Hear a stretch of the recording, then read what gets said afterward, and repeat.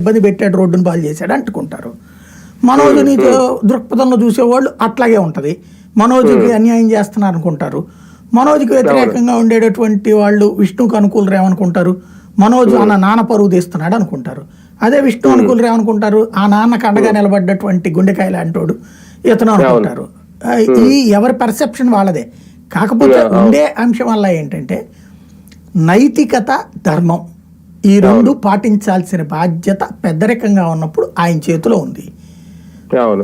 త్రాసులో కనీసం ఇలాగా కాదు, ఇలాగన్నా ఉన్నా ఒక అర్థం ఉంది.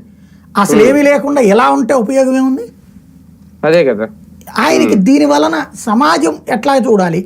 సమాజం ఇప్పుడు ఏముంటుంది, మన బిగ్ బాస్ ఎందుకు చూస్తూ ఉంటారు జనాలు?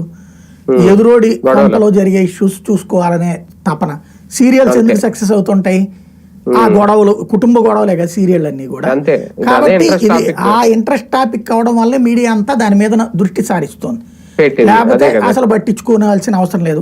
వాళ్ళ ఇంటర్నల్ వ్యవహారం మనకి. ఇలాంటి ప్రతి కుటుంబంలో ఉంటాయి, ఎవరో పట్టించుకోరు, ఇలా సెలబ్రిటీలు కాబట్టి. కాకపోతే ఏంటంటే ఒక పెద్ద స్థాయిలో ఉన్న వ్యక్తి ప్రవర్తనని ప్రజలు అబ్జర్వ్ చేస్తారు. ఆ ప్రవర్తనలో ఇప్పుడు నిన్న ఏం జరిగి ఉండాలి?